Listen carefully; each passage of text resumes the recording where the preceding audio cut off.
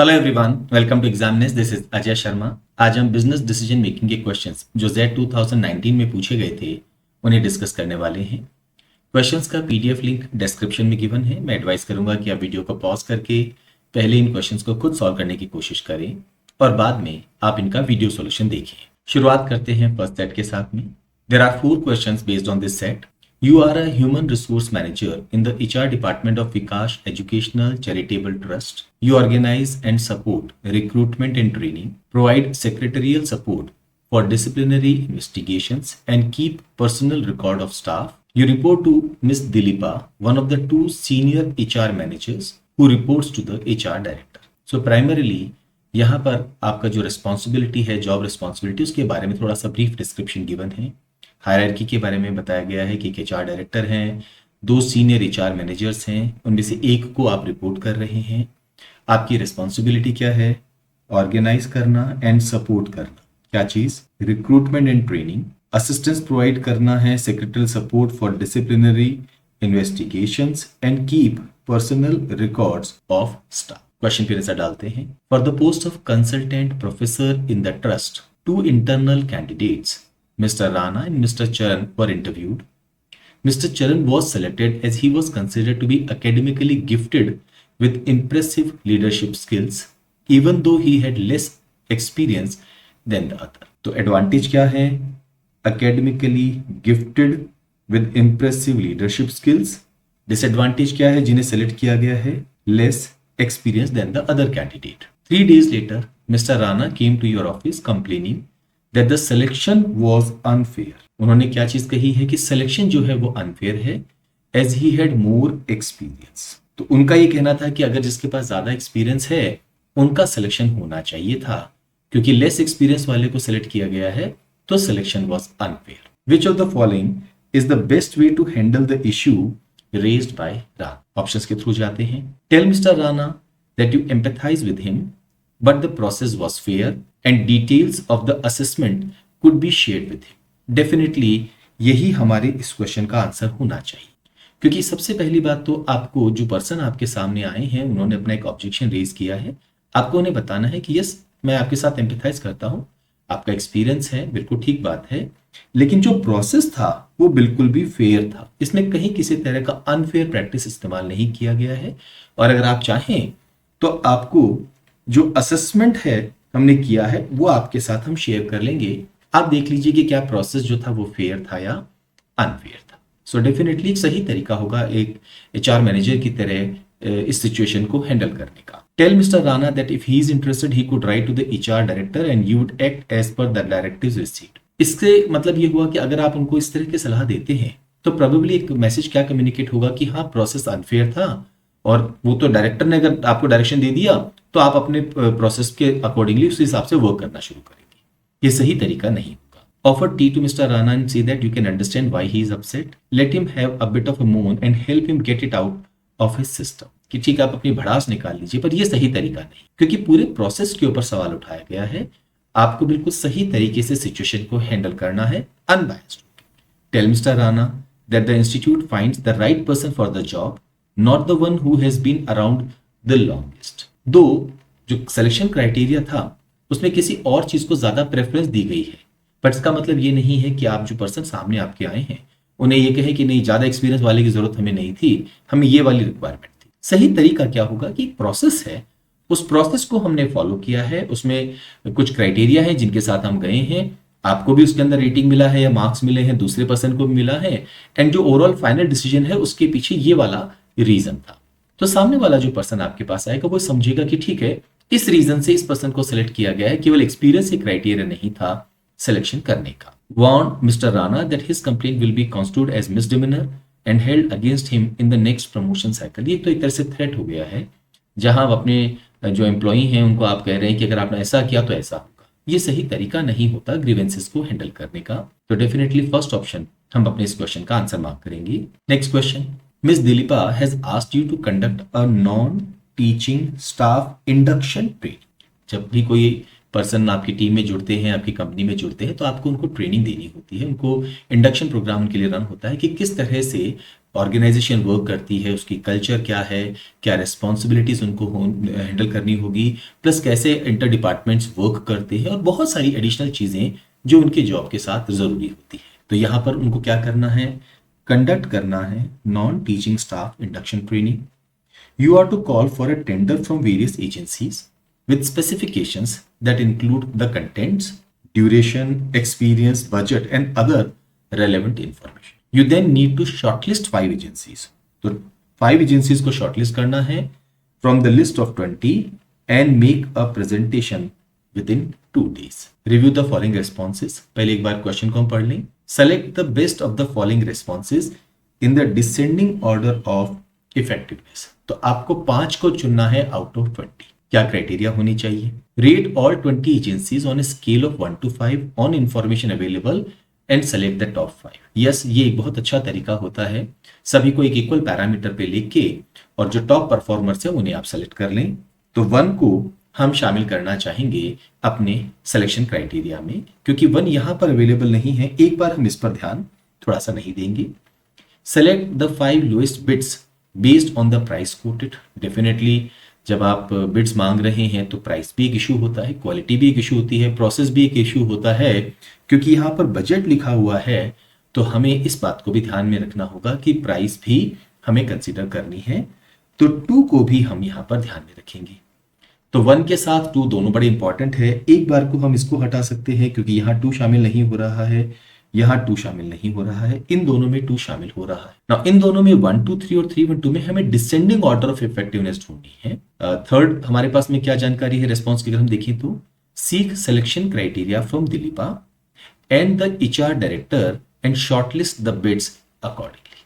तो सबसे इंपॉर्टेंट है, जब भी आपको सिलेक्शन करना है तो पहले क्राइटेरिया आप सेलेक्ट करते हैं। पहले प्राइस की बात अब नहीं करते हैं कि जी सबसे सस्ता कौन सा है या उनकी क्वालिटी क्या है। आपको पहले क्राइटेरिया डिसाइड करना होता है, ये सबसे इंपॉर्टेंट पार्ट है। तो 1 2 3 और 3 1 2 में अगर हम देखेंगे तो 3 को हम पहले प्रेफर कर लिखना पसंद करेंगे, क्योंकि आपने पहले गाइडलाइन डिसाइड की है कि किस पैरामीटर पे हम सेलेक्ट करेंगे। एक बार ये काम हो गया, उसके बाद आपके पास जो बिड्स आई हैं उनको आपने एक कॉमन स्केल पर उनको अरेंज किया, उनके परफॉर्मेंस को, और जो टॉप 5 हैं उन्हें सेलेक्ट कर लिया। तो डेफिनेटली यस 1 फॉलोड बाय 2। उसके बाद में 5 लोएस्ट बिड्स जो है based on the price coated वो भी हमने देखी है। तो दोनों ही चीजें देखेंगे और उसके बाद में हुआ तो हम कोई और क्राइटेरिया कि भाई अगर यहाँ पे टॉप 5 में थोड़ा डिस्क्रिपेंसी आ रही है, टॉप 5 में ये क्वालिटी वाइज ये अलग आ रहा है, कॉस्ट वाइज ये अलग आ रहा है, देन अगेन हमारे पास जो गाइडलाइंस होगी उसके बेसिस पे हम उन्हें सेलेक्ट करेंगे। Follow the advice of a person who has completed a similar task. किसी और ने कर लिया है उसकी एडवाइस लेके हम काम करें, ये सही तरीका नहीं है। ये तो तब होगा जब हम किसी मुश्किल में फंस जाए और हमारे पास कोई सॉल्यूशन वे आउट नहीं नजर आ रहा हो, अदरवाइज इस पर हम ध्यान नहीं देंगे। 5th ऑप्शन हमारे इस क्वेश्चन का आंसर होगा। Next question, the Vikas trust has recently been plagued by a high turnover of teaching assistants with many looking for higher salary and better facilities. Now ये जो वर्ड है प्लेग, ये काफी heavy word है, मतलब ये प्रॉब्लम काफी सीवियर है। हाई टर्नओवर हो रहा है किसका? टीचिंग असिस्टेंट्स का। और क्यों वो जा रहे हैं आपको छोड़ के? Looking for higher salary and better facilities. You have been asked to design and run a campaign to attract and appoint 10 teaching assistants. One of your measures of success will be the retention of the new recruits. जिनको आपने select किया है वो आपके साथ जुड़े रहें। You have 4 weeks for the interview. Review the following. Question पे एक बार नजर डाल लें। Select the best of the following responses in the descending order of effectiveness. First, shortlist apt candidates who reflect values of the trust from among respondees to your wide advertisement campaign. आपने shortlist कर लिया है apt candidate, लेकिन वो आपने जो value को reflect कर रहे हैं ट्रस्ट की, from among the respondees to your wide advertisement campaign. आपने एक एडवर्टाइजमेंट कैंपेन किया, उसमें जिन्होंने रेस्पॉन्ड किया उनमें से उन लोगों को जिनको आप आइडेंटिफाई कर चुके हैं कि हाँ ये एप्ट कैंडिडेट है और ये ट्रस्ट की वैल्यूज को रिफ्लेक्ट कर रहे हैं, उन्हें आप शॉर्टलिस्ट कर लीजिए। यस, ये एक इंपॉर्टेंट क्राइटेरिया है, बिकॉज जो ट्रस्ट की वैल्यूज को रिफ्लेक्ट कर रहे हैं, जो से एग्री कर रहे हैं, उनके उस ऑर्गेनाइजेशन में रुके रहने के चांसेस ज्यादा है। अगर दूसरा कोई पर्सन आता है जो उस वैल्यू को ट्रस्ट नहीं करता है, रिफ्लेक्ट नहीं करता है, उससे एग्री नहीं करता है, तो वो बहुत जल्दी ऐसी कंपनी को छोड़ के जा सकते हैं। तो जनरली हम हमेशा सही लोगों को आइडेंटिफाई अगर शुरुआत में कर लें तो उनकी नौकरी छोड़ के जाने के चांसेस कंपेरेटिवली कम होते हैं। Design an ad that attracts candidates with values that matches the trust, release it at an appropriate time and revalidate the candidates credentials at the time of shortlisting. सबसे पहला काम तो डेफिनेटली यही करना होगा कि एक एड डिजाइन करो, उसमें हाईलाइट करो कि आप क्या चीज ढूंढ रहे हैं with values that matches the trust, और फिर क्या करो, अप्रोप्रिएट उसको टाइम उसको रिलीज करो और रीवैलिडेट करो कैंडिडेट के credentials at the time of shortlisting. एक बार वो आपके पास आए हैं, अब उनमें से आप शॉर्टलिस्ट करिए एप्ट कैंडिडेट को जो रिफ्लेक्ट कर रहे हैं ट्रस्ट की वैल्यूज को। आगे बढ़ते हैं। Repeat the process that was followed by the trust last time, और लास्ट टाइम जो ट्रस्ट ने प्रोसेस फॉलो किया था उसे भी आप एक बार रिपीट कर सकते हैं, पर 2 और 1 का ऑर्डर तो कंफर्म है कि साथ आएंगे और 2 1 से पहले आएगा। What about the fourth one? Seek expert advice on drafting an attractive advertisement. Now expert advice आप ले सकते हैं on drafting an attractive advertisement, but attractive से ज्यादा इंपॉर्टेंट यहां पर क्या है, एक ऐसा एडवर्टीजमेंट जो ट्रू वैल्यूज को रिफ्लेक्ट करे, जो बताए कि हमें किस तरह के लोग चाहिए, क्योंकि उन्हें अगर पहले से ये पता है कि हाँ ये ऑर्गेनाइजेशन या ये कंपनी या ये ट्रस्ट इस तरह के लोगों को ढूंढ रही है, तो जो लोग उसको एग्री नहीं करते हैं, जो उसको रिफ्लेक्ट नहीं करते हैं, एक तो वो अप्लाई नहीं करते हैं। मान लीजिए उन्होंने अप्लाई कर भी लिया तो आप उनके क्रेडेंशियल्स क्रॉस चेक कर सकते हैं। सो डेफिनेटली हम ये कहेंगे कि फोर्थ यहां पर इतना इंपॉर्टेंट नहीं है, इंपॉर्टेंट है कि हम एक एड डिजाइन करें जो कैंडिडेट को अट्रैक्ट करे। इसमें सारी चीजें कवर हो गई है, फॉलोड बाय शॉर्टलिस्ट करें, और 3 जो प्रोसेस उसको रिपीट करें। सेकेंड ऑप्शन हमारे इस क्वेश्चन का आंसर होगा। इस सेट पर based last question, the new induction training programme has been a roaring success. All new induction courses for the next 12 months have been tightly scheduled. This morning, you received a call from Mr. Surya, the head of the trust, requesting you to train 8 newly recruited teaching assistants before they start their job next month. You explained that all the slots are fully booked for the next 3 months, but he insists that the new teaching assistants be trained immediately to hopefully reduce turnover among them. You speak to Dilipa, who wants you to deal with the issue on your review the following responses that you wish to communicate to Mr. Surya. यहाँ पर responses given हैं। Question में क्या पूछा गया है हमसे, select the best of the following responses in the descending order of effectiveness. सारे responses एक बार पढ़ लें।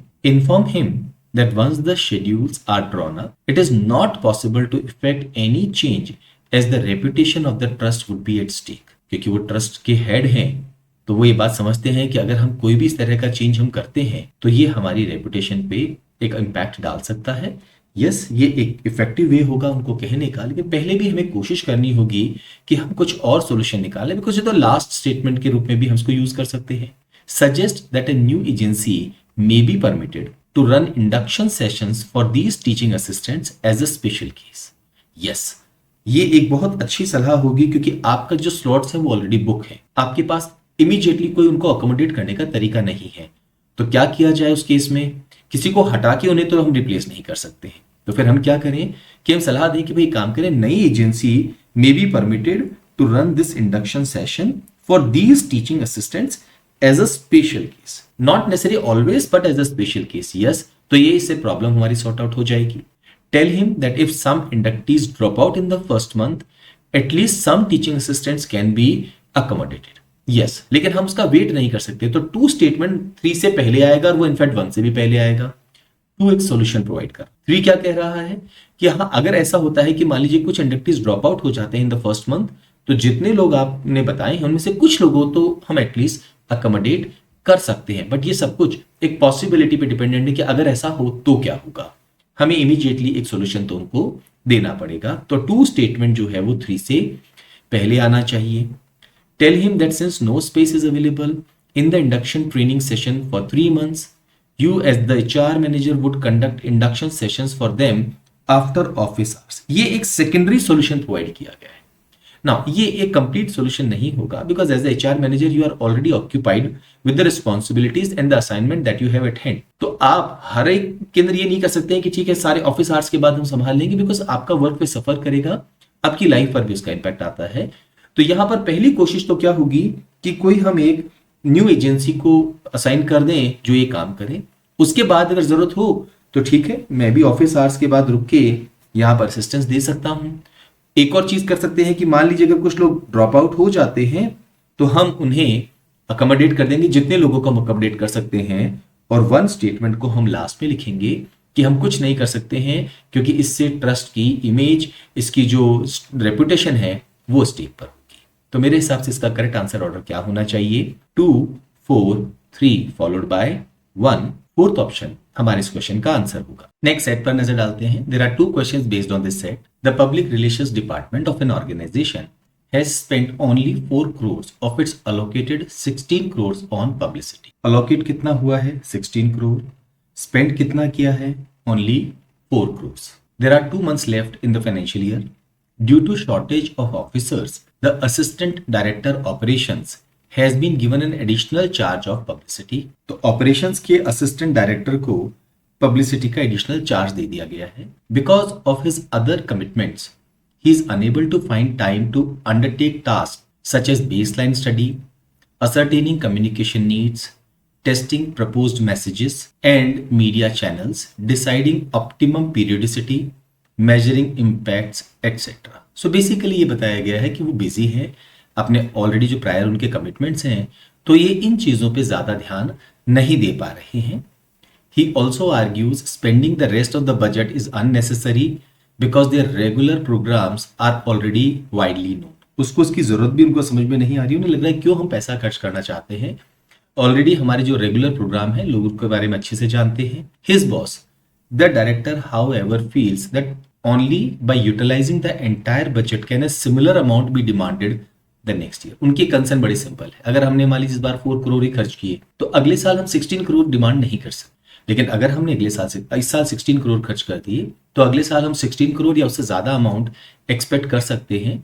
और इससे जरूरत हो सकता है कि मान लीजिए इस बार हम स्पेंड नहीं कर पाई हूं किसी वजह से, पर अगले साल जरूरत हो। पर अगर 4 करोड़ खर्च किया तो अगले साल मे बी 5 करोड़ 6 करोड़ का बजट सेंक्शन होगा, 16 करोड़ या हायर बजट सेंक्शन नहीं होगा। He also thinks that there is nothing like enough publicity and he firmly believes कि कुछ भी इनफ पब्लिसिटी नहीं है, आपको रेगुलर पब्लिसिटी तो करनी ही पड़ेगी। Which of these is the best course of action for the department? आपके असिस्टेंट डायरेक्टर ऑपरेशंस को आपने जिम्मेदारी दी है, वो ऑलरेडी ऑक्यूपाइड हैं, कोशिश भी करना चाहते हैं पर वो नहीं कर पाते क्योंकि उनका प्रायर कमिटमेंट है। तो फिर हम क्या करें, ये हमारा concern. 1. Repeat the advertising done so far 3 times over and दस एग्जॉस्ट द एंटायर। हमें पैसा फेंकना नहीं है, हमें पैसे का यूटिलाइजेशन करना है। सेम एडवर्टाइजिंग जो करी हुई है उसको रिपीट कर दिया 3 टाइम, ये समझदारी नहीं होगी, इसे हम रिजेक्ट कर सकते हैं।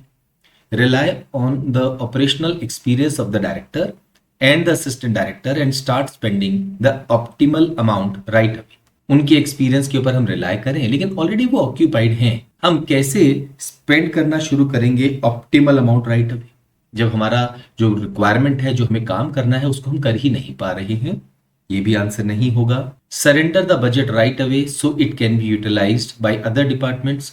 ये प्रॉब्लम तो डायरेक्टर ने पहले ही मना कर दिया है कि अगर हमने अभी ये सरेंडर कर दिया और केवल कम बजट को हमने यूज किया तो नेक्स्ट ईयर हमारे लिए प्रॉब्लम्स हो सकती हैं। Hire a specialised external agency which will study the gaps and needs within a fortnight and follow its recommendations. Definitely अगर हम इस काम को नहीं संभाल पा रहे हैं बिकॉज वी आर ऑक्यूपाइड, तो हम क्या करें, स्पेशलाइज्ड एक्सटर्नल एजेंसी को हायर करें जो स्टडी करेगी गैप्स को और नीड्स को, और उस टाइम बाउंड वो होगा, फोर्टनाइट में उनको करना है, और जो वो रिकमेंडेशंस दे उससे हम फॉलो करें। तो इससे हम अपने बजट को भी यूटिलाइज कर पाएंगे और हमारी जो पब्लिसिटी है वो भी हो पाएगी। ये ऑप्शन हमारा आंसर हो सकता है। एक बार लास्ट ऑप्शन भी देख लें। Request higher authorities to reallocate the remaining amount to other departments of the organisation. Again फिर इशू यही रहेगा कि अगले साल एडवर्टाइजिंग बजट कम मिलेगा और ये डायरेक्टर नहीं चाहते हैं और ये समझदारी भी नहीं होगी। फोर्थ ऑप्शन हमारे इस क्वेश्चन का आंसर होगा। Next question, which of these new developments if true would most justify a larger utilisation of the advertising budget. हमें जस्टिफाई करना है लार्जर यूटिलाइजेशन एडवर्टाइजिंग बजट को, और हम उस नई डेवलपमेंट की तरफ देख रहे हैं कि अगर वो ट्रू हो जाए तो ये काम हो जाएगा। First option, advertising agencies have announced a 25% reduction in rates. तो उन्होंने 25% रिडक्शन कर दिया है रेट्स में, तो इसलिए हम लार्जर यूटिलाइजेशन करें एडवर्टाइजिंग बजट का, इसका कहीं कोई लिंक नहीं है। अगर इनफैक्ट उन्होंने रिडक्शन कर दिया है तब तो फिर हम अपने बजट को और भी कम करें। हाँ, एक लालच होता है कि उन्होंने रेट्स कम कर दिए तो अब हम ज्यादा एडवर्टीजमेंट कर दें, लेकिन ये सही रिलेशन नहीं है। हमें नीड आइडेंटिफाई करनी होगी। फर्स्ट ऑप्शन हम आंसर मार्क नहीं करेंगे। An internal committee of the organization has made strong recommendations to improve service delivery. यहाँ इशू सर्विस डिलीवरी पे नहीं है, यहाँ इशू है आपके पब्लिसिटी पर, क्योंकि आपका डिपार्टमेंट कौन सा है? Public relations department. Service delivery के ऊपर यहाँ पर बात नहीं हो रही है, इसे हम रिमूव कर सकते हैं। The organisation has approved a new major scheme for immediate implementation. Immediately हम कहेंगे यस, ये हमारा आंसर होना चाहिए, क्योंकि क्या हुआ है? एक न्यू मेजर स्कीम जिसको इमीडिएटली इंप्लीमेंट करना है उसे अप्रूव किया है ऑर्गेनाइजेशन ने।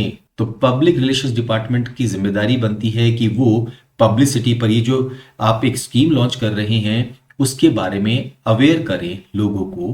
तो डेफिनेटली अब हम उस बजट का इस्तेमाल इस स्कीम के लिए कर सकते हैं। The findings of a baseline study on assessing communication needs are now available. Communication needs baseline study available है, इसलिए हम ज्यादा बजट खर्च कर दें। अगेन इसका कहीं कोई डायरेक्ट लिंक यहां पर नजर नहीं आ रहा है। A new assistant director has been posted to exclusively look after publicity. क्योंकि कोई नया असिस्टेंट डायरेक्टर आ गए हैं पब्लिसिटी को देखने के लिए, इसलिए हमें पैसा खर्च करना चाहिए। यह हमारी रिक्वायरमेंट है, इसलिए हमें पैसा खर्च करना चाहिए। ये भी आंसर नहीं होगा। थर्ड ऑप्शन हमारे इस क्वेश्चन का आंसर होगा। नेक्स्ट सेट पर नजर डालते हैं। There are 3 questions based on this set. Sanchit group of hospitals seeks to improve the success rate and patient satisfaction rate by 100% in the next year। तो यहां टारगेट क्या है? सबसे पहली बात तो सक्सेस रेट और पेशेंट सेटिस्फेक्शन रेट को हमें 100% इंक्रीज करना है, इंप्रूव करना है बाय नेक्स्ट ईयर। तो अगर आज मान लीजिए वो रेट है 40% तो उसको 80% करना है, 30% है तो उसे 60% करना है।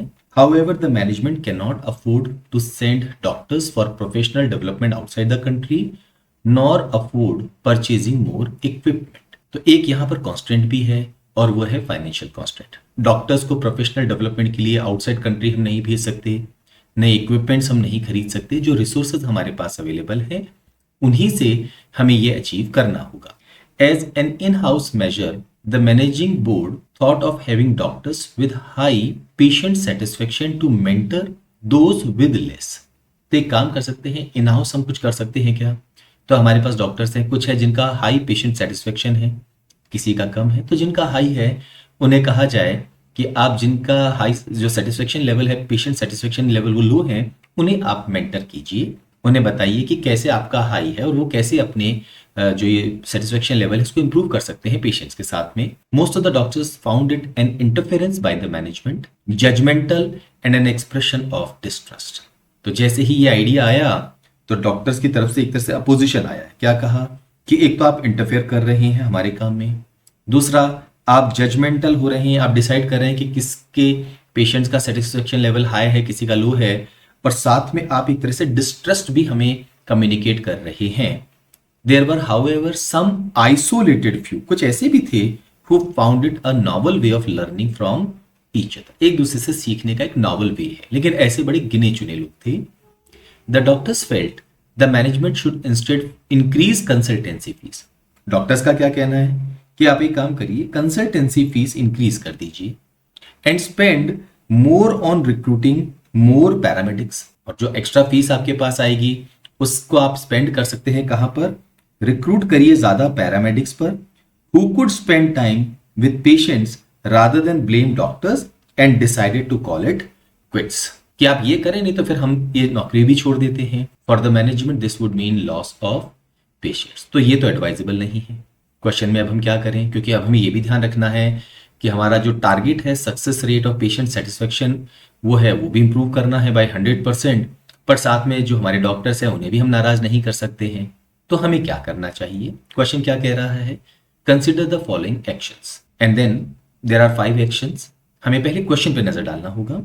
Which of the following sequence of actions is most appropriate for the hospital administration in achieving their goal? वो अपने गोल से डेविएट नहीं होना चाहते, उसे अचीव करना चाहते हैं। तो कौन सा सीक्वेंस ऑफ एक्शन जो है इज मोस्ट अप्रोप्रिएट? सबसे पहले हम सारे एक्शंस पे एक बार नजर डाल लें। conduct a survey of all stakeholders and ascertain their needs and suggestions. Definitely yes. कोई भी काम करने से पहले आप एक सर्वे कर लें, एक जानकारी जुटा लें कि लोगों का क्या कहना है, डॉक्टर्स का क्या कहना है, पैरामेडिक्स का क्या कहना है, यहां तक कि पेशेंट्स का भी क्या कहना है, स्टेक होल्डर्स जो भी है, मैनेजमेंट का क्या कहना है। सारी जानकारी अगर आपके सामने होगी तो आपको पता होगा किसकी एक्सपेक्टेशन लेवल क्या है, कॉन्स्टेंट्स क्या है, और इससे अच्छे सजेशंस ही हमारे पास में आएंगे, नए आइडियाज हमें मिलेंगे। यस, ये हमारा एक बहुत इंपॉर्टेंट आप ये कह सकते हैं एक्शन होना चाहिए, एंड इनफैक्ट ये फर्स्ट एक्शन भी हो सकता है क्योंकि ये बेसिक गाइडलाइन तैयार करेगा। What about second one? Build consensus among doctors and paramedics on a possible way forward. तो सबसे पहले तो हमने क्या किया, एक सर्वे किया, उनकी नीड और उनके सजेशन को ध्यान में रखते हुए अब हमारा एक टारगेट और होता है कि कंसेंसस बनाए, फोर्स नहीं करना है, फोर्स करके सॉल्यूशन नहीं निकलता है। कंसेंसस बनाए डॉक्टर्स के बीच में, पैरामेडिक्स के बीच में, और ये देखा जाए कि कैसे हम आगे बढ़ सकते हैं जो हम इंप्लीमेंट करना चाहते हैं उसमें। तो ये भी एक पॉजिटिव नोट होगा कि आपने लोगों से सलाह मांगी, आपने उनकी नीड्स आइडेंटिफाई की और फिर पूछा कि अच्छा चलिए हम बताइए कि कैसे हम इसमें आगे बढ़ सकते हैं। Prepare an action plan that details the road map along with financial implications. Definitely जब आप कोई चीज इंप्लीमेंट करना चाह रहे हैं तो सबसे पहले आपको एक रोड मैप बनाना होगा कि कैसे हम आगे बढ़ेंगे और उसके साथ फाइनेंशियल इंप्लीकेशन क्या जुड़े हुए हैं। तो ये भी एक इंपॉर्टेंट है। ये काम हम 1 और 2 से पहले नहीं कर सकते हैं, तो पहले 1 करें, फिर 2 करें, उसके बाद 3 करें। तो एक प्रॉपर सीक्वेंस हमें नजर आ रही है यहाँ पर। Design differential service packages based on the affordability of the patients. आपने अलग अलग सर्विस पैकेजेस डिजाइन भी कर दिए, पर क्या हमारा ये टारगेट इंप्रूव हो जाएगा क्या? एक तो सक्सेस रेट इंप्रूव करना चाहते हैं और एक पेशेंट सेटिस्फेक्शन। हमारे डॉक्टर्स अगर सेटिस्फाइड नहीं है, वो पैरामेडिक सेटिस्फाइड नहीं है, वो काम को करने में कुछ की क्वालिटी अलग है, कुछ की क्वालिटी अलग है, तो हमारा पर्पस अचीव नहीं हो पाएगा। ये तब जरूरत होता है जब हमें पता होता है कि इसके कारण ही हमारा ये जो सेटिस्फेक्शन रेट है ये डाउन जा रहा है। तो एक बार हम इसे कंसीडर नहीं करेंगे।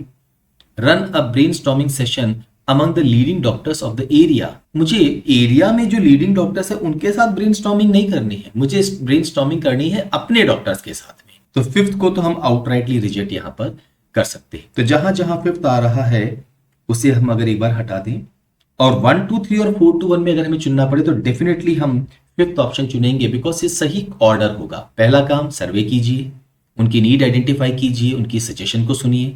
दूसरा उनसे पूछिए कि चलिए काम करें, जनरल कंसेंसस बनाएं कि हम कैसे आगे बढ़ सकते हैं, हमें आगे क्या करना चाहिए। तो आपने उन्हीं को इन्वॉल्व कर लिया तो प्रोसेस स्मूथ होगा। और फिर तीसरा, यस, फाइनल एक रोड मैप बनाएं, और जब भी कुछ आप चीज करेंगे तो फाइनेंशियल इंप्लीकेशन तो होंगे ही होंगे, उन्हें हमें लेना होगा। 4th स्टेटमेंट को सबसे पहले देना समझदारी नहीं, क्योंकि हमें पता ही नहीं है कि वाकई में इसकी रिक्वायरमेंट है भी या नहीं है। 5th ऑप्शन हमारा आंसर होना चाहिए। Next question, which of the following decisions is most likely to satisfy all the stakeholders. Management क्या चाहता है? सक्सेस रेट इंप्रूव हो जाए, पेशेंट सेटिस्फेक्शन रेट इंप्रूव हो जाए। डॉक्टर्स ये चाहते हैं कि भाई इंटरफेरेंस भी नहीं हो हमारे काम के साथ में, ठीक है, सीखने के लिए हमें कोई दिक्कत नहीं, हम तैयार भी हैं, आप हम पे डिस्ट्रस्ट भी ना करें, राइट। और जो पेशेंट्स हैं वही चाहते हैं कि उनको एक अच्छा एनवायरनमेंट मिले, एक अच्छा उनका सेटिस्फेक्शन लेवल हो जब इलाज कराने के लिए वो आपके पास आए हैं। तो क्या करना चाहिए? Increase the income of doctors and paramedics and the ambience of the hospital. Paramedics की इनकम बढ़ा दीजिए तो फाइनेंशियली वो सेटिस्फाइड है, डॉक्टर की इनकम बढ़ा दीजिए, वो सेटिस्फाइड है। उम्मीद करेंगे कि इससे वो अपने काम पे ज्यादा ध्यान दे पाएंगे और कुछ नया सीखने पर, क्योंकि उन्हें भी समझ में आ रहा है कि इससे जो हॉस्पिटल है उससे भी फायदा होगा और हॉस्पिटल के फायदे से अल्टीमेटली उनका भी फायदा जुड़ा हुआ है। साथ में एम्बियंस ऑफ द हॉस्पिटल वो भी एक सुधार दें, माहौल थोड़ा सा सुधार दें, कैसे काम हो रहा है, कैसे आप कस्टमर यानी कि पेशेंट्स के साथ इन्वॉल्व हो रहे हैं। यस, ये एक पॉजिटिव अप्रोच होगी। हमारा जो स्टेक होल्डर्स हैं उन सभी को सेटिस्फाई यहाँ पर करना है कि हाँ आप भी खुश रहें, आप भी खुश रहें और हमारा पर्पस भी यहाँ पर सॉल्व हो जाए। क्योंकि यहाँ पर हमें उम्मीद करें कि अगर वो डॉक्टर्स खुश रहेंगे, पैरामेडिक्स खुश रहेंगे, तो अल्टीमेटली वो अपने कस्टमर्स पर, अपने पेशेंट्स पर ज्यादा ध्यान दे पाएंगे, और ध्यान देंगे तो उससे अल्टीमेटली हमारा जो गोल है कि पेशेंट सेटिस्फेक्शन रेट बढ़ाना है, सक्सेस रेट बढ़ाना है, उसमें इंप्रूवमेंट हो जाएगा। Give 30% discount on medicine purchase from the hospital store. इससे आपने कस्टमर को यानी पेशेंट्स को तो डिस्काउंट दे दिया, पर आपकी सेटिस्फेक्शन रेट पर और सक्सेस रेट पर उसका असर नहीं पड़ेगा, बिकॉज हमें दोनों चीजें पे ध्यान देना है। सक्सेस रेट भी हमें इंप्रूव करना है, केवल एक मेडिसिन पे डिस्काउंट देने से सक्सेस रेट नहीं बढ़ेगी। हॉस्पिटल की अगर हम प्रोफेशन की बात करते हैं, डॉक्टर्स की बात करते हैं, तो अगर उन्हें फाइनेंशियली रिवॉर्डिंग मिल रहा है तो वो भी कोशिश करेंगे कि उनके यहाँ पे अच्छा इलाज हो, जो मरीज है वो ठीक होके जाएं, सेटिस्फाई होके जाएं, ताकि मान लीजिए किसी और को रिक्वायरमेंट हो तो उस हॉस्पिटल का नाम सबसे ऊपर रिकमेंड किया जाए। ये आंसर नहीं होना चाहिए। Increase the income of doctors and the number of paramedics. आपने डॉक्टर्स की इनकम इंक्रीज कर दी और पैरामेडिक्स का नंबर इंक्रीज कर दिया। ना यहां पर क्या होगा, डॉक्टर्स तो खुश हो गए, बट पैरामेडिक्स का फाइनेंशियल बेनिफिट नहीं मिला तो थोड़ा सा एक मन में ये रहेगा कि साहब डॉक्टर्स को तो इन्होंने दे दिया पर काम सारा हम कर रहे हैं, पेशेंट्स के साथ हम डील कर रहे हैं, सारा मेहनत भी हम कर रहे हैं पर हमें बेनिफिट नहीं मिला, तो थोड़ा सा डिससेटिस्फेक्शन लेवल पैरामेडिक्स में यहां पर आ सकता है। हम फर्स्ट ऑप्शन को प्रेफर करेंगे over third option. Raise income of doctors and reduce the waiting time of patients. Doctors की इनकम इंक्रीज कर दी, पेशेंट्स का वेटिंग टाइम रिड्यूस कर दिया, बिल्कुल ठीक बात है। इससे क्या होगा कि पेशेंट भी सेटिस्फाई होगा कि भाई मेरा हमें समय नहीं लग रहा है। But what about success rate? Yes, doctor की इनकम इंक्रीज हो गई तो बढ़ गया, लेकिन सिर्फ डॉक्टर का ही यहां पर रोल नहीं है, क्योंकि डॉक्टर्स खुद क्या कह रहे हैं कि आप ज्यादा पैरामेडिक्स को रिक्रूट कर दीजिए who would spend more time with patients, तो उस पर हमने ध्यान नहीं दिया है। देयरफॉर अगेन फर्स्ट ऑप्शन को हम फोर्थ ऑप्शन के मुकाबले प्रेफर करेंगे। Allow doctors to choose patients based on income levels, thus profiting both patients and the organisation. आपने चुन लिया इनकी इनकम लेवल के हिसाब से ये अच्छा पैसा दे सकते हैं, इनको सेलेक्ट कर लिया जाए तो ठीक है, डॉक्टर्स भी खुश हो जाएंगे, पेशेंट्स को भी प्रायोरिटी मिल गई। लेकिन क्या होगा, क्या सारे ही पेशेंट्स से सेटिस्फाई होंगे? और दूसरा है कि क्या हमारा इससे जो सक्सेस रेट है वो इंप्रूव हो जाएगा? हमें एक ओवरऑल पिक्चर लेके यहां पर चलना होगा कि अगर आप किसी भी पेशेंट को चुनते हैं, हमारी एक कॉस्ट है, हम ये कॉस्ट को चार्ज करेंगे। ये कॉस्ट हो सकता है थोड़ा हायर हो, क्योंकि इससे इसका जो पैसा हमें मिलेगा उसको हम कहाँ स्पेंड कर रहे हैं, सुविधाएं बढ़ाने में स्पेंड कर रहे हैं, पैरामेडिक्स जो स्टाफ है उनकी सैलरी बढ़ाने में, डॉक्टर्स की सैलरी बढ़ाने में स्पेंड कर रहे हैं। तो वो भी कोशिश करेंगे कि उनके मरीजों को अच्छे से अच्छा इलाज मिले, फाइनेंशियली उनके लिए भी रिवॉर्डिंग होगा। So again out of options given to us, first option सबसे अच्छा ऑप्शन होगा और यही हमें अपना आंसर मार्क करना है। Next question, given the current situation which of the following is the most interactive and effective way to increase the learning among paramedics and doctors? Now यहां पर हमें टारगेट क्या रखना है? सबसे पहली बात तो ये इंटरैक्टिव होना चाहिए, इफेक्टिव होना चाहिए। और किस चीज के लिए इफेक्टिव और इंटरैक्टिव होना चाहिए? हमें लर्निंग को इंक्रीज करना है पैरामेडिक्स और डॉक्टर्स के बीच में। ऑप्शंस पे चलते हैं। Get doctors and paramedics with high satisfaction rates document their success stories for use of others. Yes, आप डॉक्यूमेंट तो कर लेंगे, पर क्या इससे लोग आपकी सक्सेस स्टोरी को पढ़ेंगे? हो सकता है डॉक्यूमेंट करके रखा हुआ हो, कोई इसको देख भी नहीं रहा। तो एक तो इसकी इफेक्टिवनेस के ऊपर डाउट है, और दूसरा ये इंटरैक्टिव नहीं है। ये उम्मीद कर रहा है कि भाई लोग इसको देखेंगे, पर इसमें इंटरैक्शन कहीं भी नहीं हो पा रहा है। ये हमारा आंसर नहीं होगा। Encourage paramedics and doctors to pursue courses over MOOC platform at their own cost. Now यहां पर हो गया है at their own cost which shall be partially subsidized after successful completion। आप कोर्सेज परस्यू करिए MOOC प्लेटफॉर्म पे, अपने खर्चे पर सब्सिडाइज हो जाएगा। बट अगेन फिर एक प्रॉब्लम आ रही है, where is the interaction? Effectiveness के ऊपर भी डाउट है कि क्या वो करेंगे या नहीं करेंगे। खुद की कॉस्ट लगेगी तो थोड़ा वैसे ही परेशान हो जाएंगे, और फिर इंटरेक्टिव नहीं हो रहा है। हम लर्निंग इंक्रीज करना चाह रहे हैं पैरामेडिक्स एंड डॉक्टर्स के बीच में, प्रोबेबली हम इसको अगेन अपना आंसर मार्क नहीं करेंगे।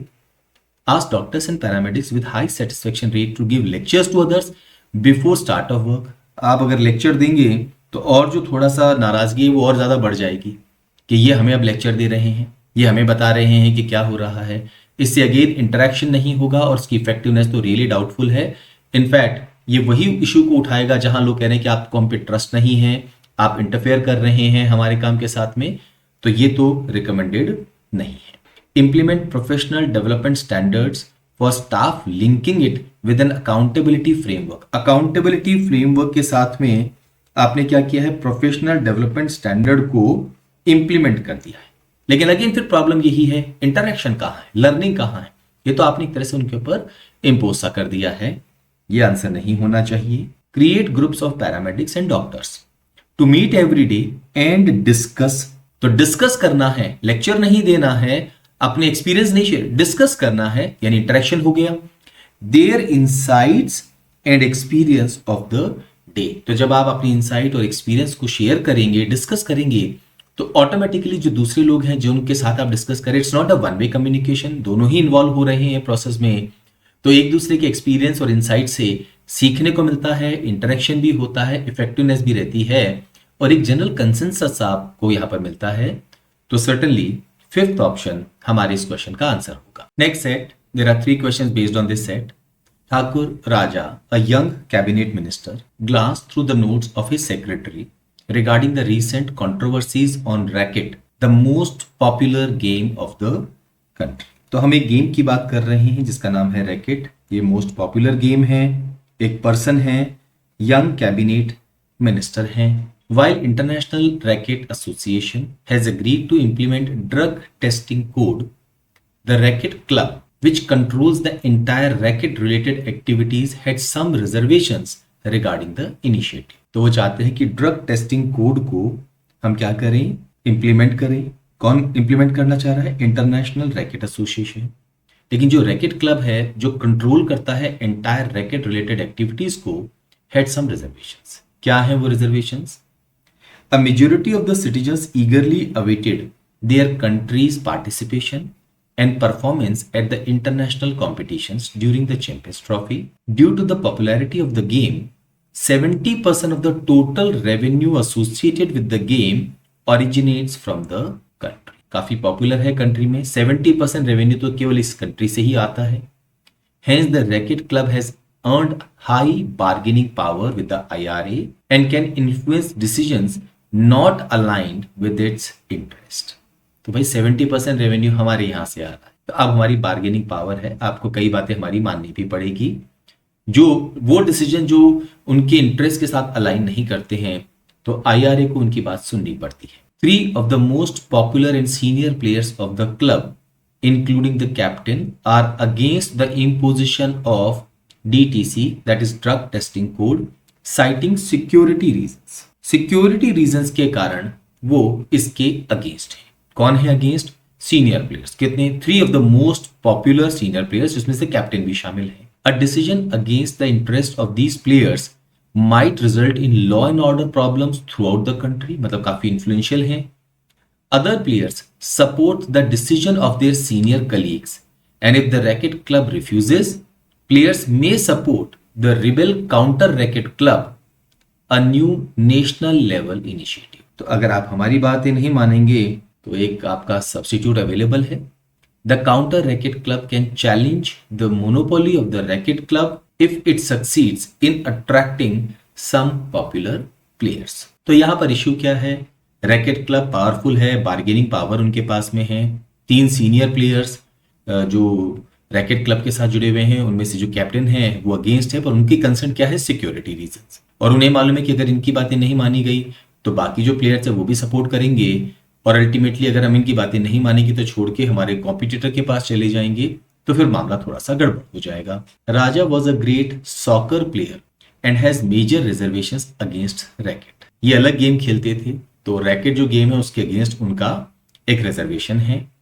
According to him, racket has negative influence on the country's youth and distracts them from productive work. इसके कारण जो यूथ है वो प्रोडक्टिव वर्क से डिस्ट्रैक्ट हो रहा है, नेगेटिव इन्फ्लुएंस ये गेम डाल रहा है। He also considers drug testing as an essential feature of any sports and games across the world. अच्छा, उनका खुद का भी ये मानना है कि ये होना चाहिए। As the new cabinet minister for youth and sports, वो कैबिनेट मिनिस्टर है पर किसके हैं? यूथ एंड स्पोर्ट्स के हैं।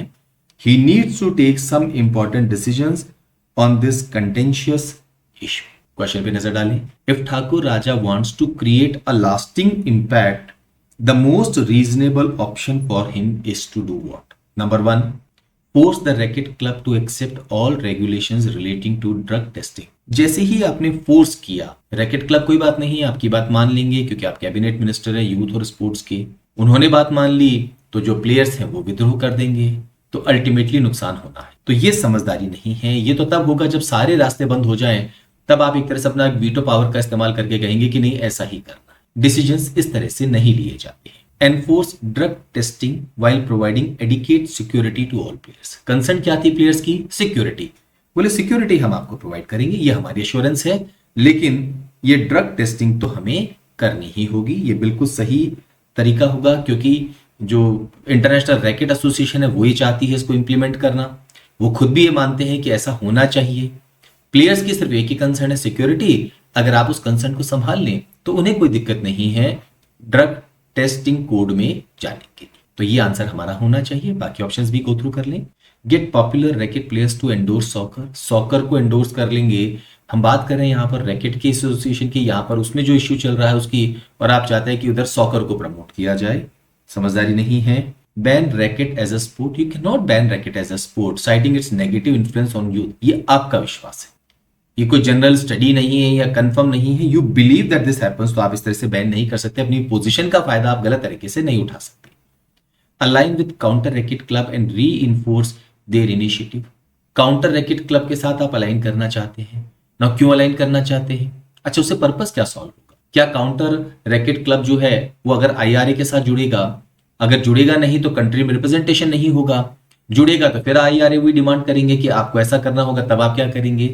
तो ये तो प्रॉब्लम को सॉल्व करने का कोई सही तरीका ही नहीं है कि आप काउंटर जो टीम है, अपोनेंट है, उसके पास चले गए। जो रैकेट क्लब है वो मना थोड़ी कर रहे हैं, वो कह रहे हैं जी आप हमें बता दीजिए क्या करना है। ये अगेंस्ट है, इनका रीजन क्या है? सिक्योरिटी।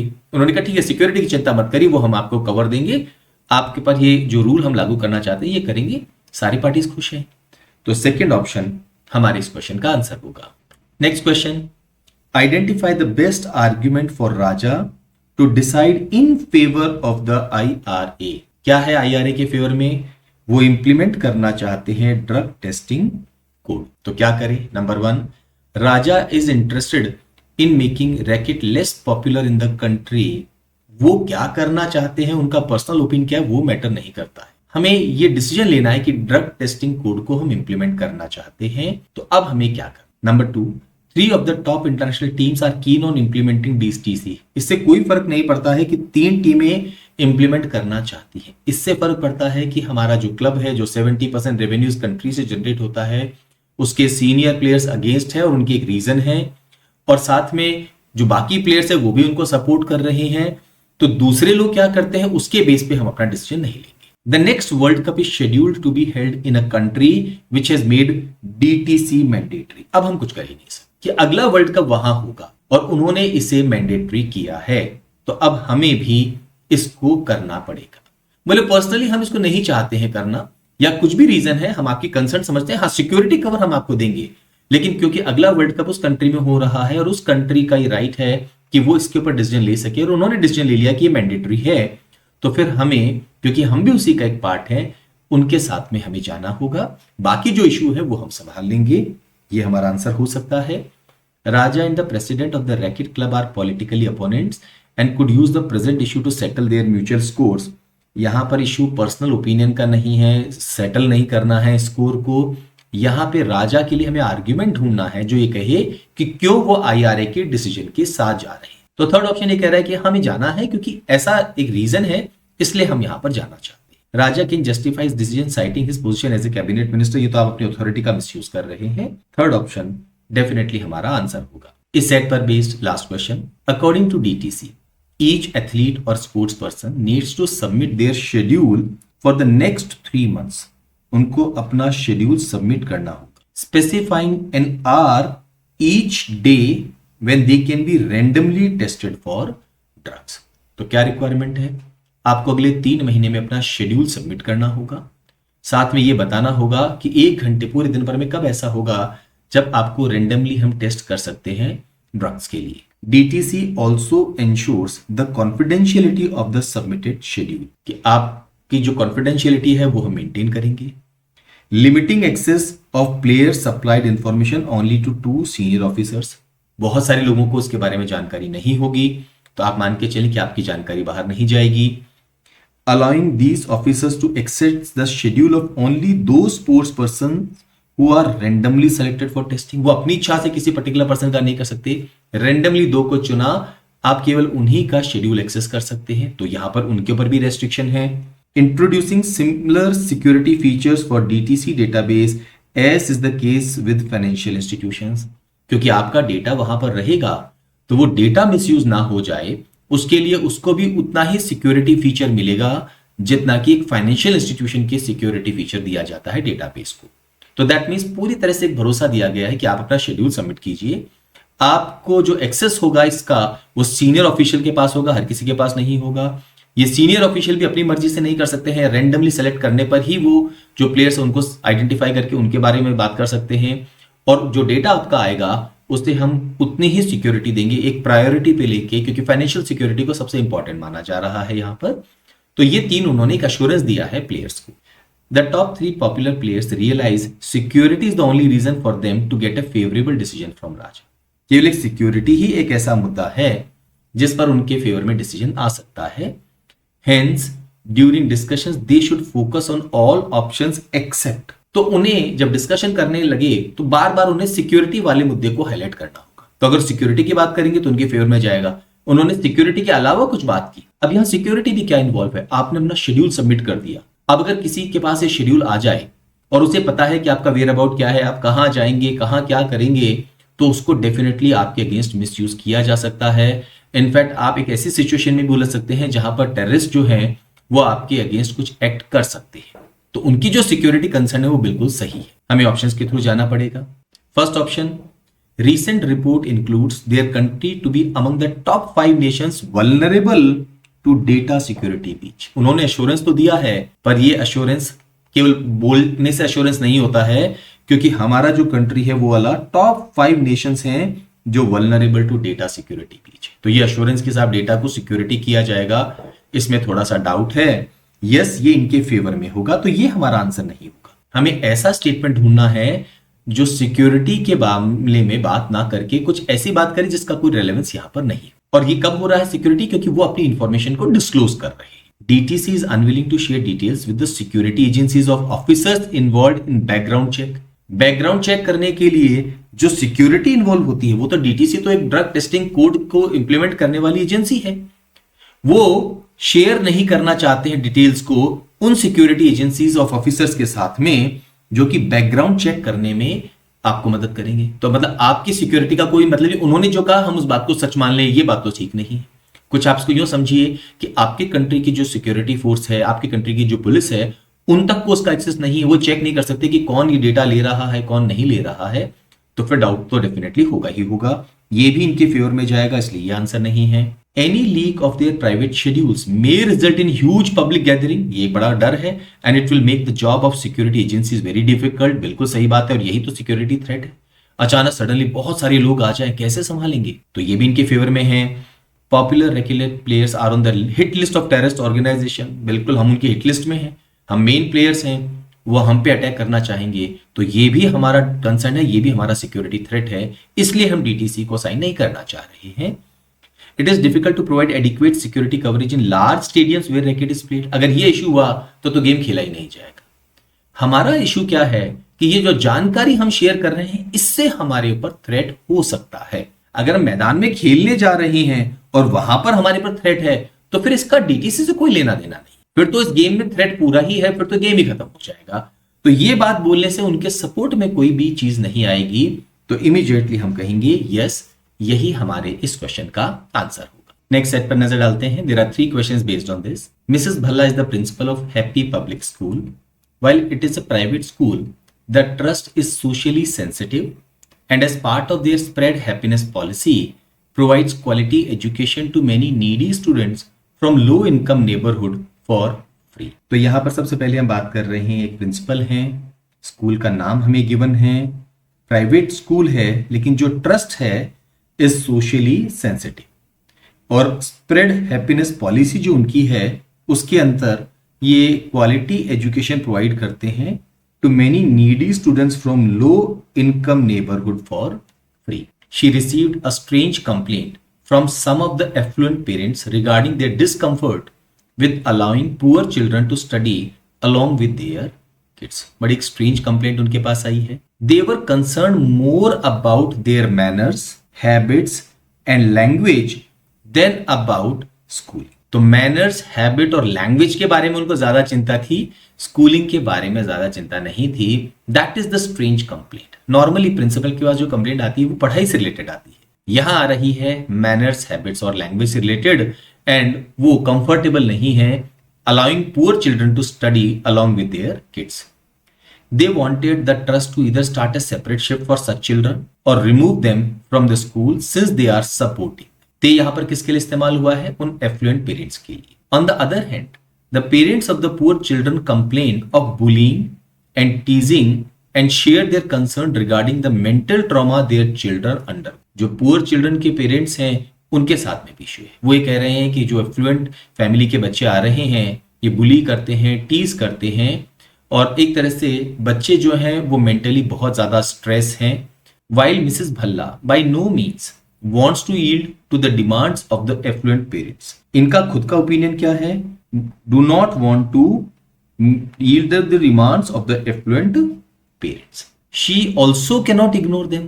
उनकी डिमांड को यील्ड करना तो नहीं चाहती पर साथ में इग्नोर भी नहीं कर सकते. क्यों?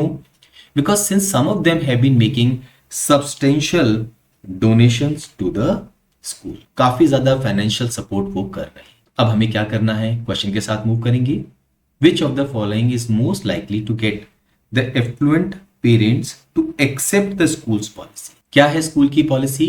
स्प्रेड हैप्पीनेस पॉलिसी, जिसमें जो जरूरतमंद लोग हैं उनके बच्चों को वो फ्री में एजुकेशन प्रोवाइड कर रहे हैं अपने रेगुलर स्टूडेंट्स के साथ. Accept the suggestion of affluent parents to start a separate shift for the poor students. ये जो पॉलिसी है हम चाहते हैं कि जो एफ्लुएंट फैमिलीज हैं वो उसको एक्सेप्ट करें. तो फिर तो इसका मतलब है कि उनकी डिमांड को आप यील्ड कर लीजिए कि भाई आप इसके लिए सेपरेट शिफ्ट चला दीजिए तो हमारे को कोई दिक्कत नहीं है, आप उनको पढ़ाते रहिए. तो हाँ, एक बार को कहा जाए तो अगर उनकी बात मान ली जाए तो फिर ये इशू नहीं रहेगा. लेकिन जो सही मेथड है, जो आइडिया है उसको कन्वे ये नहीं करेगा. बिकॉज आप एक इक्वालिटी स्प्रेड करना चाह रहे हैं, बिकॉज आप सोशली सेंसिटिव हैं. अगर आप एक सेपरेट बैच बना देंगे तो ये सोशली सेंसिटिव एक्टिविटी नहीं कहलाएगी. तो इस ऑप्शन को हम थोड़ा सा अगर लेना ही हमें पड़ेगा तो हम बाद में इसे लेंगे. Invite professionals to conduct workshop for the poor children so that they can learn basic manners, habits and language. Again यहां पर तो फिर आप ये मान के चल रहे हैं कि जो गरीब बच्चे आ रहे हैं उनमें बेसिक मैनर्स, हैबिट्स और लैंग्वेज, यहां पे इनके साथ कुछ गड़बड़. कहीं ऐसा नहीं कहा गया कि ऐसा है. पेरेंट्स सोचते रहे हैं एफ्लुएंट फैमिली के, डजंट मीन कि इन बच्चों में कहीं कोई तकलीफ है. तो वर्कशॉप बच्चों के लिए कंडक्ट कर लें कि हाँ इनको हम मैनर सिखा देंगे, इनको हैबिट सिखा देंगे, इनको लैंग्वेज सिखा देंगे, फिर ये आपके बच्चों के साथ पढ़ेंगे. अगेन ये एक तरह से आप मान के चलिए कि ये बताने का तरीका है कि जी आप थोड़ा सा इंफीरियर लेवल पे हो, हम थोड़ा सा सुपीरियर लेवल पे हैं. बिल्कुल भी समझदारी ये नहीं होगी. इसको भी हम देखा जाए तो एक बार को रिजेक्ट करेंगे. Meet the two parent groups separately, understand their key concerns and seek solutions from both. Concern तो उन्होंने बता ही दी है. एक कह रहा है कि हम अपने बच्चों को उनके साथ पढ़ाने में कंफर्टेबल नहीं है, दूसरा कह रहा है कि हमारे बच्चे बहुत जबरदस्त मेंटल ट्रॉमा से गुजर रहे हैं. अब सॉल्यूशन क्या दिया है? उन्होंने सॉल्यूशन दिया है क्या कि आप इनके लिए तो सेपरेट बैच कर दीजिए या फिर उनको हटा दीजिए. और जो पुअर फैमिलीज के बच्चे हैं उनके पेरेंट्स ने तो ऐसा कोई सजेशन दिया ही नहीं है. तो यहां पर कोई सॉल्यूशन नहीं निकल रहा है. और हम ये चाहते हैं कि ऐसा हो जो स्कूल की पॉलिसी को एफ्लुएंट पेरेंट्स एक्सेप्ट कर ले. Invite the founder of the school to clarify to all parents the schools policy. आपने आके क्लैरिफाई कर दिया. डू यू रियली बिलीव कि उससे सब लोग समझ जाएंगे कि आपने एक लेक्चर ले लिया, एक सेशन ले लिया और वो सब मान जाएंगे? इतना आसान नहीं है. थ्योरेटिकली सुनने में अच्छा लगता है बट प्रैक्टिकली नहीं. Share the fact that the government instituted school ranking places 25% weight to policies similar to the schools. यहां पर आके अब थोड़ा सा मामला चेंज हो गया है. क्या चेंज हुआ है? ये फैक्ट आपको शेयर करना है उन एफ्लुएंट पेरेंट्स के साथ में that the government instituted school ranking, जो स्कूल रैंकिंग कर रहे हैं उसमें उन्होंने 25% वेट दिया है इस तरह की पॉलिसीज को. और अगर हम ये काम नहीं करेंगे तो हमारे इंस्टीट्यूट की रैंकिंग डाउन चली जाएगी और इसका असर अल्टीमेटली आपके बच्चों पर भी होगा. क्योंकि आप एक अच्छे स्कूल में अपने को बच्चे को पढ़ाते हैं, आप चाहते हैं कि आपका स्कूल सबसे बढ़िया हो, सबसे हाई रैंक इंस्टीट्यूट हो, तो फिर हम ये 25% वेट खोना नहीं चाहेंगे. ये अल्टीमेटली आपका भी नुकसान करेगा. अगर आपके बच्चों को ये वेटेज नहीं मिला तो आपके लिए भी ये फायदेमंद नहीं होगा. ये उनको कन्विंस करने के लिए एक सबसे अच्छा तरीका होगा कि यस वो ये पॉलिसी को एक्सेप्ट करें. फिफ्थ ऑप्शन हमारे इस क्वेश्चन का आंसर होगा. Next question. While Mrs Bhalla understands the problems of overcrowded classrooms and classroom management, she foresees in them an opportunity to develop more sensitive and self motivated learners. जो problem है उससे वो aware हैं लेकिन साथ में वो देखती हैं एक अपॉर्चुनिटी क्या to develop them more sensitive and self-motivating learners. Mrs. Bhalla is considering the following actions. Which of the following combination of actions would be most effective in developing what? Sensitive and self-motivated learners. First, take the student and teacher councils on board and seek their ideas to redress the challenge the school faces. बिल्कुल सही बात है, क्योंकि जो teachers हैं, student हैं, उनकी जो काउंसिल हैं, उनके सामने अगर आपने एक चैलेंज रखा है कि ये प्रॉब्लम हम फेस कर रहे हैं, ये स्कूल एक प्रॉब्लम फेस कर रहा है, बताइए कि क्या आपके मन में आइडियाज हैं इस प्रॉब्लम को एड्रेस करने का। तो इससे एक तरह से इन्वॉल्वमेंट होगा, कोई डिसीजन उन पे इंपोज नहीं किया जाएगा, वो खुद उस पे एक सॉल्यूशन लेने की कोशिश करेंगे। They will be more sensitive. Number 2, brainstorm with teachers and students on a strategy to engage all learners in teams for meaningful learning and healthy relationship. बिल्कुल ठीक बात है, हेल्दी रिलेशनशिप भी हो, मीनिंगफुल लर्निंग भी हो। स्ट्रेटेजी हमें identify करनी है और इसके लिए हमें किसके साथ ब्रेनस्टॉर्मिंग करनी है? टीचर्स एंड स्टूडेंट्स के साथ में। विदाउट डाउट ये भी हमें कंसीडर करना होगा। Encourage students for self learning and teachers into more supervisory roles to ensure discipline. Now क्या हो रहा है, स्टूडेंट्स को तो हम एनकरेज करें कि आप सेल्फ लर्निंग करें, पर टीचर्स को कहा कि आप सुपरवाइजरी रोल पे रहिए डिसिप्लिन को करेक्ट करने के लिए। अगर इनडिसिप्लिन हो रहा है तो आप एक बार को उसको कंसीडर कर सकते हैं, पर हमारा मेजर टारगेट है, हम चाहते हैं कि वो एक मोर सेंसिटिव और सेल्फ मोटिवेटिंग लर्नर्स के रूप में डेवलप हो। सेल्फ मोटिवेटिंग होने का मतलब है, या मोर सेंसिटिव होने का ऑटोमेटिकली मतलब है कि उनको डिसिप्लिन की ऐसा रिक्वायरमेंट नहीं होगी। तो एक बार हम इसको कंसीडर करेंगे, बट ओनली अगर हमारे पास इससे बेटर ऑप्शन कोई नहीं मिलेगा तो। नेक्स्ट क्या है? Engage students in a process of periodic reflection so that they can get in touch with their thoughts, feelings and actions towards self and others. जैसे ही आपने सेल्फ के लिए कहा, सेल्फ मोटिवेटेड हो गए हैं, लर्नर के ऊपर फोकस कर रहे हैं, और अदर्स होते ही आप सेंसिटिव हो गए हैं, तो आपको क्या करना है? प्रोसेस है पीरियडिक रिफ्लेक्शन का, so that they can get in touch with their thoughts and feelings and actions towards self and others. Definitely ये भी हमारा पर्पस सॉल्व करेगा, और थर्ड से बेटर हम इसको शामिल करेंगे। 1 to 4 तो हमें इंक्लूड करना ही है। ऑप्शंस पे अगर हम देखते हैं तो वो यहां पर नजर आ रहा है। एक बार लास्ट स्टेटमेंट भी पढ़ लेते हैं। Create achievement based student groups. ना फोकस यहां पर अचीवमेंट बेस्ड है, to encourage competition and ease classroom management. Competition बढ़ेगा, ठीक है, आप उससे मोटिवेशन मिलेगा कि कंपटीशन है, लर्नर्स हो रहे हैं, पर थोड़ा सा सेंसिटिविटी का एक इशू हो जाएगा। अब आप सिर्फ अपनी ग्रोथ के बारे में सोच रहे होंगे, जो आपके साथ के स्टूडेंट्स हैं उनके बारे में नहीं सोच रहे होंगे। सो हम कहेंगे कि 5th को हमें कंसीडर नहीं करना है। सर्टेनली 1, 2 एंड 4 को शामिल अगर हम करेंगे तो 5th ऑप्शन हमारे इस क्वेश्चन का आंसर होगा।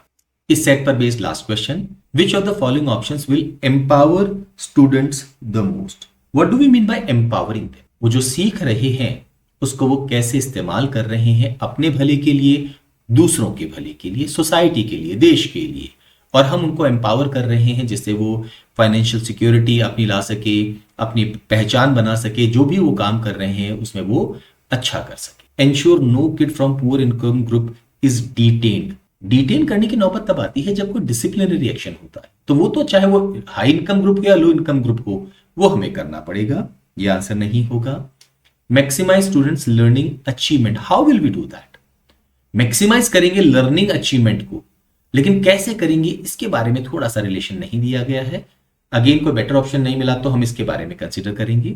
Help students relate learning to their real life experience. हम उनको एम्पावर करना चाहते हैं। स्कूल के बाहर जब वो वर्ल्ड में जाएंगे, कदम रखेंगे, तब वहां पर उन्होंने जो स्कूल में सीखा है उसको वो कैसे अपने रियल लाइफ एक्सपीरियंस के साथ रिलेट कर सकते हैं, वही सही मायने में एम्पावरिंग होगी। यस, ये हमारा आंसर होना चाहिए। Ensure rich kids to get to know those on whom their money spent। Now rich kids की बात नहीं हो रही, यहां पर सारे स्टूडेंट्स की बात हो रही है, इसे हटा देते हैं। Encourage students to ask questions that teacher find difficult to answer. वही सवाल पूछना है जिसका जवाब वो नहीं दे सकते हैं, इससे कैसे उनको एम्पावर करेंगे? अगर ये होता कि साहब उनको वो सवाल पूछना है जिनके उनके मन में क्यूरियोसिटी है, डाउट है, तो वो बिना डर के, बिना झिझक के अपने टीचर से वो सवाल पूछें ताकि उनको उन सवालों के जवाब मिल सके, तो फिर भी हम कंसीडर करते। ये तो एक तरह से टीचर को परेशान करने का काम हो गया है। तो थर्ड ऑप्शन हमारे इस क्वेश्चन का आंसर होगा। नेक्स्ट सेट पर नजर डालते हैं। Divya grew up in a business family in Hyderabad. As a systems engineer, she traveled extensively on business deals and later settled in her in-laws' place in Warangal. Once during her visit to Thailand, she got to taste some rollover ice cream.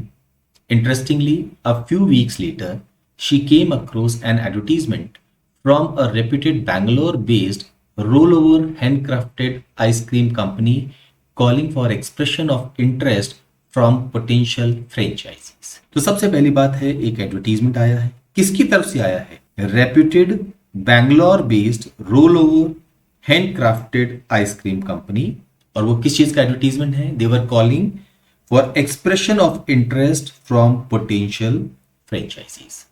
Warangal did not have any quality ice cream parlour. कोई भी quality ice cream parlour नहीं है। The company wanted the potential franchisees to invest rupees 20 lakhs and 700 square feet space. Profits were to be shared in 3:7 ratio between the company and the franchisee. तो franchisee के पास 7 parts out of 10 और company के पास 3 parts. Divya was excited but was wondering if rupees 20 lakhs was too much to invest. Further, she did not have the entire amount and was thinking of taking a, तो पैसे की requirement जब होगी तो उसको loan लेना पड़ेगा, अपनी जेब से वो इतना फंड नहीं कर सकती हैं। She inquired with the rollover franchisees and found that a franchisee in Hyderabad had sales revenue varying between 5 and 6 lakh rupees per month with a profit margin between 25 to 30%. Now, 5 lakhs to 6 lakh rupees और हम 30% की बात कर रहे हैं, that is around 1.8 lakh rupees per month, जो कि एक अच्छा अमाउंट है, बिकॉज साल भर में ये एक बड़ा अमाउंट हो जाएगा। आपका इन्वेस्टमेंट जो है उसके साथ आपके रनिंग एक्सपेंसेस भी आप मिला लें तो भी हाँ, आपका पैसा जो आपने इन्वेस्ट किया वो बहुत कम समय में ही आप वापस रिकवर कर सकते हैं। Divya decided to go head. तो इन्होंने समझदारी क्या दिखाई? पहले जो ऑलरेडी जिनके पास फ्रेंचाइजी थी उनसे सलाह की, उनसे बात की कि क्या वाकई में आपका बिजनेस अच्छा चल रहा है, कैसे आपको फायदा हो रहा है या नहीं हो रहा है। Warangal had 3 main areas, Kazipet, Jangaon and Warangal. All areas were linked by good roads. Kazipet was a business area where most high-end retail formats were located. तो ये business area है काजीपेट और जहां पर high-end retail formats were located. It was also the education hub of the city. एक और advantage है, education hub है, young crowd भी वहां पर आएगी, business area भी है, most high-end retail formats है। Jangaon on the other hand was a growing lower middle class. Jangaon के पास क्या है? Growing lower middle class business area. Lower middle class है, थोड़ा सा स्पेंड करते समय समझदारी भी रखनी पड़ती है, पैसे की लिमिटेशन भी होती है, उतना फ्लेक्सिबिलिटी फ्रीडम नहीं होती है। And Warangal was mostly residential. तो तीनों जो एरियाज हैं उन्हें बताया गया है कौन सा क्या एडवांटेज दे सकता है अगर हम उसको डिफरेंट सिचुएशन में प्लेस करके और कंसीडर करना चाहें। दिव्या फेवर्ड काजीपेट। कौन से वाले को फेवर कर रही हैं? जहां पर बिजनेस एरिया है, most high end retail formats हैं और एजुकेशन हब। क्यों करना चाहती है? However she soon encountered problems. क्या प्रॉब्लम आई? Not only was it difficult to obtain space in Kazipet, space की बड़ी दिक्कत है। Property rentals 30 to 40 rupees per square feet per month है, as against Jangaon and Warangal where it was 15 to 20 rupees per square feet per month. तो यहां पर rate double है, महंगा है, स्पेस मिलना मुश्किल हो रहा है। तो प्रोबेबली हम ये कहेंगे कि यहाँ पर डिमांड ज्यादा है, यहाँ पर एक स्पेसिफिक क्लाइंटेज है जिसके लिए लोग आना चाहते हैं, जो बिजनेस हाउसेज हैं वो भी अपने आप को वहां पर प्लेस करना चाहते हैं। दिव्या's friend who lived in Jangaon told her that a few branded outlets were opening in Jangaon. एक मोटिवेशन मिला है कि जनगांव में भी हम जाके कर सकते हैं क्योंकि वहां पर भी कुछ ब्रांडेड आउटलेट आ रही है। And it appear to be the fastest growing market in Warangal with the highest percentage of teenagers. तो जनगांव में क्या हो रहा है? एक तो फास्टेस्ट ग्रोइंग मार्केट है वारंगल में as compare to the other 2 area, और दूसरा वहां पर बहुत सारे टीनेजर्स भी हैं। But Divya was not in favour of Jangaon. Why? She hope to target college growing crowd of Kazipet. College going crowd को वो टारगेट करना चाहती हैं क्योंकि लिखा है एजुकेशन हब भी है। अब कॉलेज गोइंग क्राउड में आपके बहुत सारे टीनेजर्स भी आ जाएंगे। High real estate prices in Kazipet and lower profitability estimate in Jangaon market confused Divya. Kazipet में चैलेंज है क्या कि आपकी जो रियल एस्टेट की प्राइसेस है वो हाई है, यानी आपकी रनिंग कॉस्ट मंथली जो रेंटल है वो काफी हाई है। लेकिन अगर जनगांव में जाने की कोशिश करें तो वहां पर इशू है कि प्रॉफिटेबिलिटी वहां पर कम हो सकती है। बिजनेस में हमें प्रॉफिट पर भी ध्यान देना होगा। अगर कॉस्ट ज्यादा हो लेकिन अगर हमारा रेवेन्यू ज्यादा आ रहा है कॉरस्पॉन्डिंगली तो हम हाई कॉस्ट दे सकते हैं, पर कॉस्ट ज्यादा है रेवेन्यू कम आ रहा है तो समझदारी नहीं है। इससे एक बात तो पता चली कि काजीपेट में वो एक्सपेक्ट कर रही है हाई प्रॉफिटेबिलिटी, जनगांव में उनका एस्टिमेट है लो प्रॉफिटेबिलिटी। फर्स्ट क्वेश्चन क्या है, which of the following options if true would most likely interest Divya to start a franchisee. अभी इशू है कि फ्रेंचाइजी वो स्टार्ट करना चाहती है, उसके लिए कौन सी चीज होगी जो दिव्या को इंटरेस्ट करेगी। First option, doctors of the area do not consider ice cream to be a major cause of obesity. क्योंकि वो उसको ओबेसिटी का कॉज नहीं करते इसलिए मुझे फ्रेंचाइजी लेनी चाहिए। ये बिजनेस समझदारी नहीं। बिजनेस समझदारी हम क्या करते हैं कि हम कुछ चीज शुरू करना चाहते हैं, हमें उसके अंदर एक अच्छा रेवेन्यू, एक अच्छा प्रॉफिट मार्जिन, एक कंसिस्टेंट ग्रोथ हमें दिख रही हो, तब हम उसमें इन्वेस्ट करते हैं। अब bank is ready to give her quick loan, क्योंकि बैंक लोन मिल रहा है इसलिए मैं फ्रेंचाइजी ले लूं। बैंक लोन दे रहे हैं पर अगर मेरे लिए वो बिजनेस फीजिबल नहीं है, प्रॉफिटेबल नहीं है, तो मैं उस लोन को लेकर अपने ऊपर लायबिलिटी क्यों क्रिएट करूंगी। तो ये मेरा आंसर नहीं होना चाहिए। She can charge high prices for ice creams without losing customers. ये एक बड़ा अच्छा एडवांटेज उनको नजर आ रहा है कि मैं हाई प्राइसेस चार्ज भी कर लूं तो भी मेरा कस्टमर बेस कम नहीं होगा, मेरे कस्टमर फिर भी नहीं खोएंगे, क्योंकि जो मेरा मार्केट है वो प्राइस सेंसिटिव मार्केट नहीं है। They are ready to spend money, उनको बस अपनी पसंद की चीज मिलनी चाहिए। तो ये एक मोटिवेटिंग फैक्टर उनके लिए हो सकता है। हर friend who runs a restaurant recently in Kazipet is doing good business. Now issue यहां पर रेस्टोरेंट का नहीं, वो एक आइसक्रीम पार्लर ओपन करना चाह रही हैं। और रेस्टोरेंट में क्या चैलेंजेस हैं, रेस्टोरेंट में क्या फायदे हैं, क्या नुकसान है, उसके बेस पे हम अपना डिसीजन नहीं लेंगे। In recent times a couple of franchises shut down with in months of starting. कुछ फ्रेंचाइजीज बंद हो गई हैं। अब उनके पीछे रीजन क्या है वो स्टडी हम जरूर कर सकते हैं, लेकिन क्योंकि कुछ फ्रेंचाइजी बंद हो गई इसलिए मैं फ्रेंचाइजी नहीं लूं, अगेन ये भी समझदारी नहीं है। हो सकता है उनकी लोकेशन गलत हो सकता है वहां पर उसकी इंटरेस्ट, किसी को इंटरेस्ट ही नहीं हो आइसक्रीम के अंदर, मार्केट नहीं हो, थोड़ा सा और एल्डरली लोग रह रहे हो जो कि काफी ज्यादा हेल्थ कॉन्शियस हैं और आइसक्रीम वो नहीं खाना चाहते। बहुत सारे रीजन हो सकते हैं, तो हम इसके बेस पे डिसीजन नहीं लेंगे। लेकिन हाँ, ये एक बड़ा अच्छा है कि अगर हमने हाई प्राइस भी चार्ज की तो भी हम अपने कस्टमर लूज नहीं करेंगे। दैट मीन्स मार्केट है, प्रॉफिट मार्जिन है। थर्ड ऑप्शन हमारे इस क्वेश्चन का आंसर होगा। Next question, which of the following is least likely to demotivate Divya. Divya को डीमोटिवेट करेंगे कि भाई फ्रेंचाइजी मत लीजिए, केवल एक ऐसा है जो डीमोटिवेट नहीं कर रहा है, हमें वो ढूंढना है, या रादर हम कहें जो दिव्या को मोटिवेट करेगा उसे ढूंढना। Investing a huge amount may not bring expected returns. Yes, ये तो एक डर है कि अगर आपने इतना इन्वेस्टमेंट किया और रिटर्न नहीं आया तो इससे उनको डीमोटिवेशन मिलेगा। हमें वो ढूंढना है जो उनको मोटिवेट करे या जो इनको सबसे कम डीमोटिवेट करे। The bank would insist on loan repayments on a monthly basis. Financial pressure है, आपने लोन लिया, मंथली बेसिस पे आपको अपना लोन क्या करना पड़ेगा, रीपे करना पड़ेगा। तो ये भी एक डीमोटिवेशन हो सकता है कि भाई मैं इतना लोन ले रही हूं, मंथली बेसिस पे पेमेंट करना है, कुछ गड़बड़ हो गई तो क्या होगा। The property rentals would soon go up in Kazipet. ये भी एक दिक्कत है कि आज हमने प्लानिंग करके और इन्वेस्टमेंट किया है, जगह ली है, अब अचानक ये जो प्रॉपर्टी रेंटल है वो बढ़ जाएंगे तो फिर हमारे पे फाइनेंशियल बर्डन आएगा, हमारे प्रॉफिट मार्जिन कम होंगे। तो ये भी एक डीमोटिवेटिंग रीजन है, ये हमारा आंसर नहीं होगा। Unlike Hyderabad, people in Kazipet don't seem to like roll over ice cream. Hyderabad में तो बहुत अच्छा बिजनेस चल रहा है बट काजीपेट के लोग को रोल ओवर आइसक्रीम ज्यादा पसंद नहीं है, तो फिर ऐसे बिजनेस में पैसा डालने का क्या मतलब है। ये भी एक डिमोटिवेटिंग फैक्टर है। Roll over franchisee in Hyderabad is making huge profits. Hyderabad की फ्रेंचाइजी बड़ा अच्छा कर रही है, मतलब हम ये उम्मीद करते हैं कि भाई वो वाली फ्रेंचाइजी अच्छा कर रही है तो हम भी अच्छा करेंगे अगर हम यहां शुरुआत करें।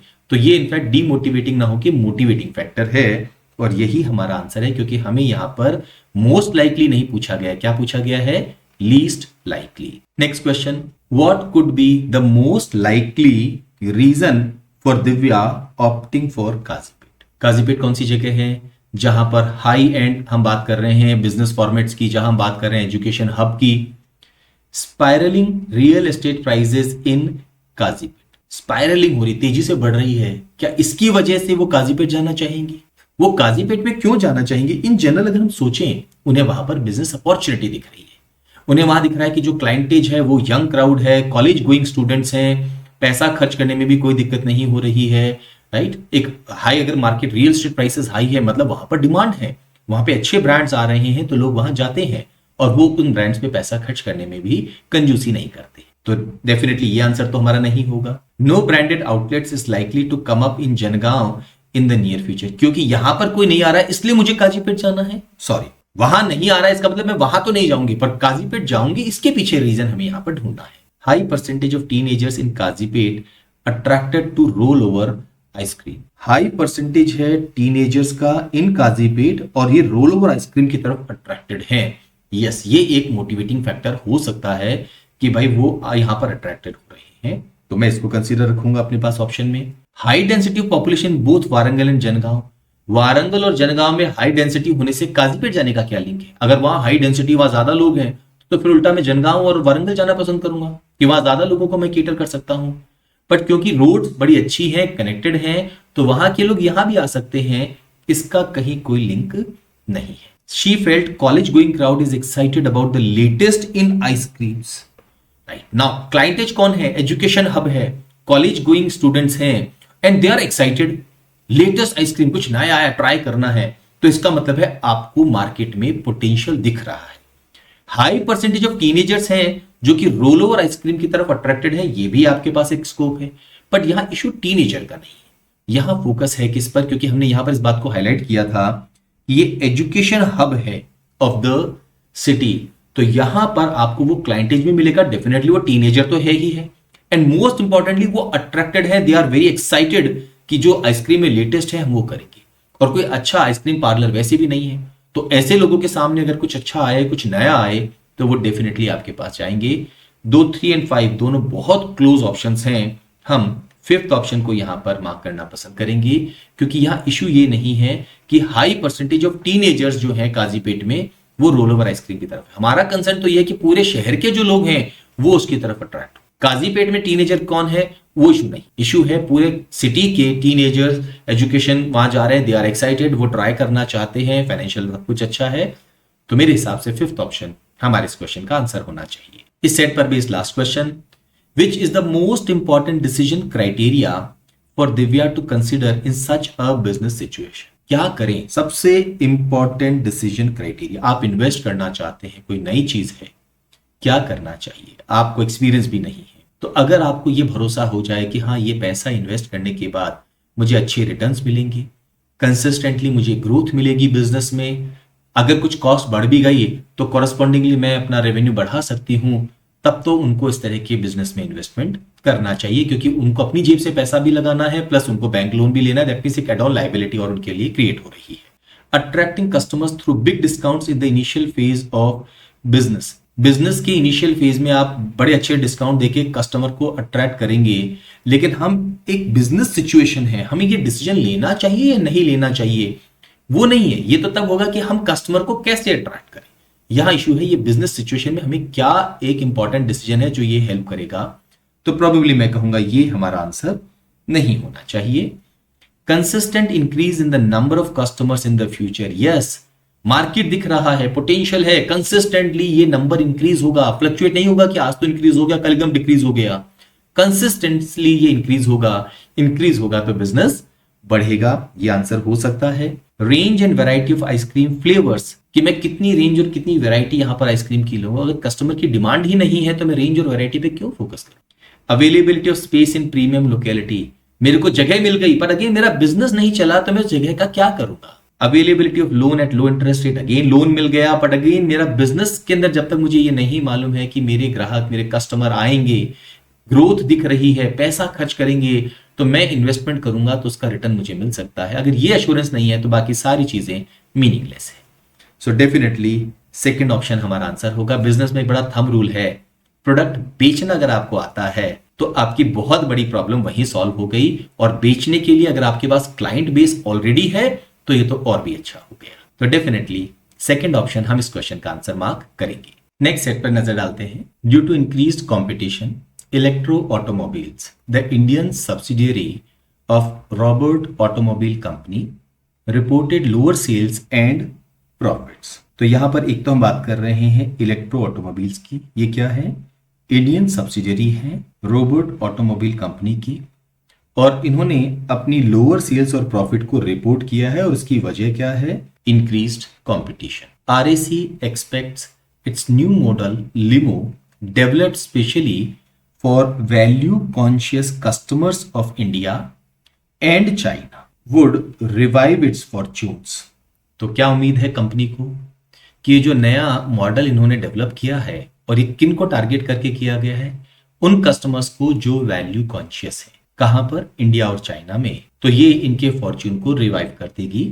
In order to prevent customers from buying competing products, RAC announced the launch of Limo 6 months ahead of schedule. जब लॉन्च करना था उसके पहले, ताकि अगर कोई कस्टमर कॉम्पिटिटर का प्रोडक्ट खरीदना चाहे भी तो वो एक बार रुक जाए कि क्यों ना हम इस प्रोडक्ट का वेट करें. Unrest in its Indian supplier. तो यहां पर इनके इंडियन सप्लायर भी हैं, वहां कुछ अनरेस्ट है. Resulted in delayed delivery of essential components to its main plant. तो मेन प्लांट में कुछ एसेंशियल कंपोनेंट की डिलीवरी डिले हो गई है, और उसकी वजह क्या रही है, जो इंडियन सप्लायर है उनके यहां पर अनरेस्ट है.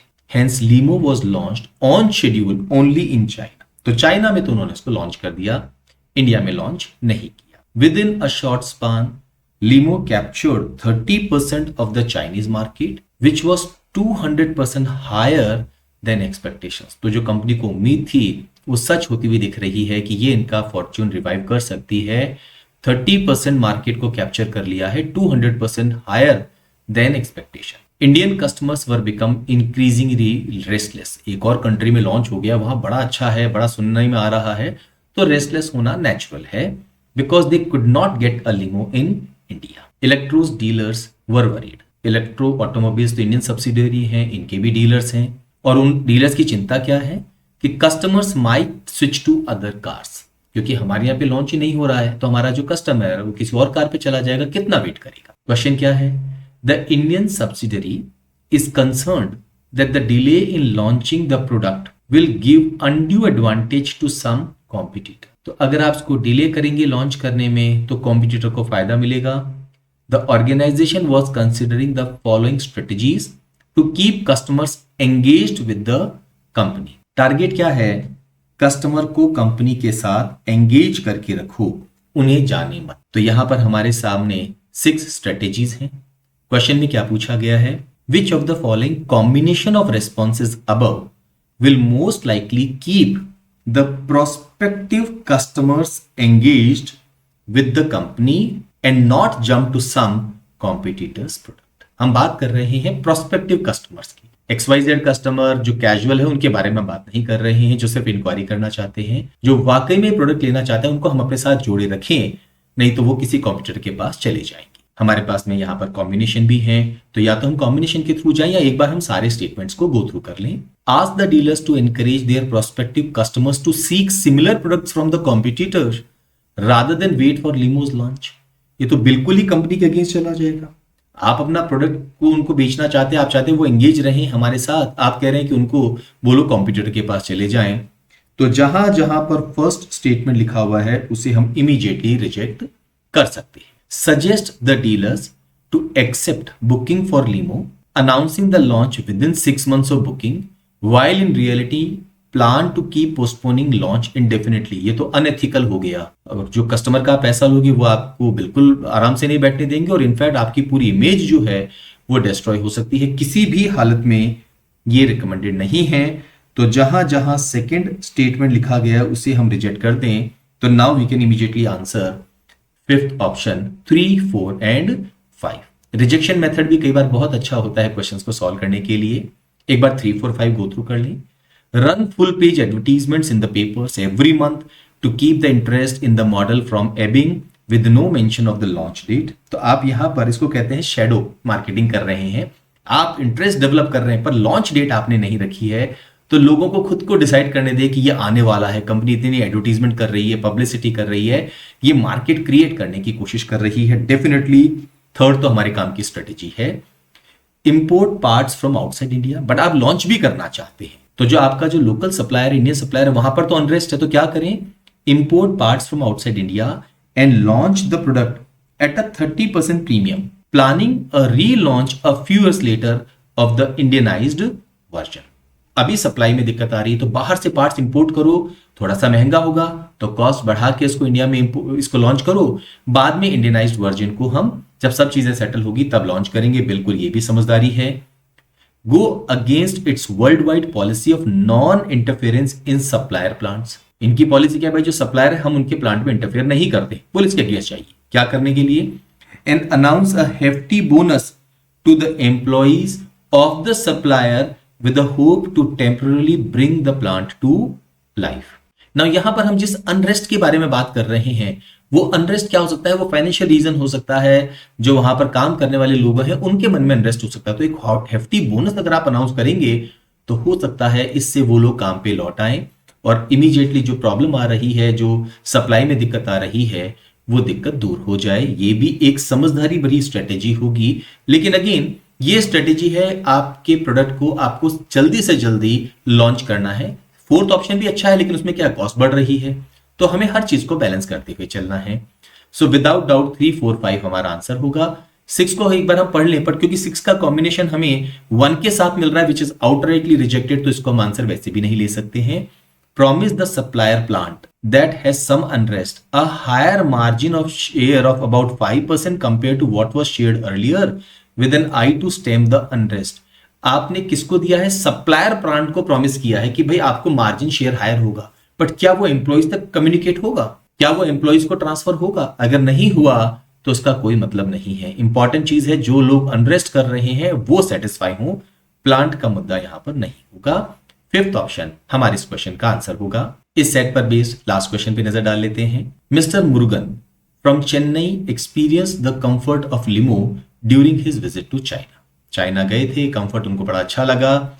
ही was willing to deposit an approximate price of limo to buy the first available unit from mister Ahmed a dealer in Chennai. इतने खुश हैं कि भाई आप मेरे से पैसा ले लीजिए, जो भी इसकी कीमत है, बस फर्स्ट अवेलेबल यूनिट जो भी होगी वो मुझे मिलनी चाहिए। Electro automobiles is yet to announce the actual price. Pricing अभी डिसाइड नहीं हुई, तो फिर ये एस्टिमेटेड प्राइस क्या है, अप्रोक्सीमेट प्राइस, प्रोबेबली जो चाइना में लॉन्च की है उसके हिसाब से उन्होंने एक अंदाजा लगाया है। And the process for allocation of the vehicles, किसको अलॉट होगी, कैसे अलॉट होगी, ये प्रोसेस अभी तक डिसाइड नहीं किया गया है। Which of the following is the best option for Ahmed. Mister Ahmed क्या है, ये एक डीलर है चेन्नई में, और इंडियन सब्सिडरी कौन है, इलेक्ट्रो ऑटोमोबाइल्स, तो वो डिसाइड करेंगी प्राइस के बारे में और कैसे अलॉट किया जाएगा vehicle. First option, collect 50% of the entire amount mister Murugan is willing to deposit as advance and the remaining at the time of launch. आपने वो 100% देने के लिए तैयार है, आप उनसे बोल रहे हैं 50% दे दीजिए बाकी लॉन्च के समय, लेकिन वो पूछेंगे कि लॉन्च कब होगा, कितना प्राइस होगा, आपको ये नहीं मालूम, क्योंकि आप 50% कैलकुलेट कैसे करेंगे। आपने 50% ले लिया और बाद में 50% मांगा और हो सकता है एक्चुअल प्राइस ज्यादा हो, तो उस समय वो कहेंगे आपने मुझसे तो ये कहा था कि 50% अभी ले लो, 50% बाद में, मैंने तो दे दिया, अब आप मुझे 70% मांग रहे हो, व्हाट डज इट मीन। तो इसलिए ये आंसर हमारा नहीं होगा। Collect the entire amount mister Murugan is willing to deposit after clarifying that delivery and price is subject to the company policy. Sir आप डिपॉजिट करना चाहते हैं, मैं इसको आपका पूरा अमाउंट आपका मैं रख रहा हूं, एक सेपरेट अकाउंट में हम इसको रखेंगे, और यस हम कोशिश करेंगे कि आपको वो जो प्रोडक्ट है वो सबसे पहले मिले, लेकिन ये हमारे हाथ में नहीं है क्योंकि हम एक डीलर है। ये डिसीजन तो कौन लेगी, कंपनी, और फाइनल प्राइस क्या होगी ये हमें नहीं पता। तो मान लीजिए अगर कल को फाइनल प्राइस कुछ ज्यादा होती है तो आपको कुछ एड ऑन अमाउंट देना होगा। कम्युनिकेशन बिल्कुल क्लियर होना चाहिए। अगर प्राइस कम हुई तो हम आपको आपका अमाउंट लौटा देंगे। अगर उनकी पॉलिसी में आपका नंबर सबसे पहले आएगा तो डेफिनेटली आपको सबसे पहले गाड़ी मिलेगी। तो यहां पे अच्छी चीज क्या हुई है, वो पैसा देना चाहते हैं, लीजिए, एक सेपरेट अकाउंट में उसको रखिए, लेकिन साथ में आप क्या करेंगे, यहां पर आप कम्युनिकेशन बिल्कुल क्लियर रखेंगे, कहीं कोई कंफ्यूजन नहीं होना चाहिए, ट्रांसपेरेंसी होनी चाहिए, किसी तरह का फ्यूचर में कोई इशू ना उठे, ये बात ध्यान रखनी है। ये समझदारी भरा डिसीजन होगा। बाकी ऑप्शंस भी गो थ्रू कर लें। Collect the amount and transfer it to the account of electro automobiles instead of keeping it in his personal account. Personal account में तो वैसे भी नहीं रखना है आपको, और आप इलेक्ट्रो ऑटोमोबाइल्स में क्यों भेज रहे हैं, आप अपनी कंपनी के अकाउंट में भेज दीजिए जो आपकी डीलरशिप है, क्योंकि अगर कल को लौटाना पड़ा पैसा तो आप लौटाएंगे। बड़ी कंपनी आपने हेड ऑफिस भेज दिया, फिर वहां से पैसा रिफंड नहीं हुआ तो इशू होने वाला है किसी भी रीजन से, तो समझदारी नहीं है, ये आंसर नहीं होगा। Collect the amount from Mister Murugan later when the delivery is delayed, blame it on RAC's problem. ये तो एक तरह से धोखा हो गई, चीटिंग हो गई है कि आपको ये पता था कि कुछ प्रॉब्लम है, हो सकती है, तो आप ऐसा नहीं कर सकते। क्लाइंट आपके पास आया है, उसका आपके प्रोडक्ट पे ट्रस्ट है, वो आप पे भी ट्रस्ट कर रहा है, चीटिंग करना ये एक तरह से माना जाएगा, ये समझदारी नहीं होगी। Not collect the amount but suggest to mister Murugan to write to electro automobiles, वो पैसा देना चाहते हैं, आप डीलर हैं, आप उनको लीजिए, लेकिन आप क्लैरिटी करिए कि सर मैं, आपको हमारे प्रोडक्ट पे ट्रस्ट है और मैं चाहता हूं कि आप हमारे साथ जुड़े, कहीं और ना जाएं, तो डेफिनेटली मैं आपका पैसा अपने पास रखूंगा ताकि आपको पता हो कि हाँ आपको व्हीकल मिल सकता है, बहुत जल्दी मिलेगा। तो पैसा नहीं लेना और उनसे कहना कि आप इलेक्ट्रोमोबाइल्स को, ऑटोमोबाइल्स को लेटर लिखो, ये समझदारी नहीं होगी, तो ये भी आंसर नहीं होगा। सेकंड ऑप्शन हमारे इस क्वेश्चन का आंसर होगा।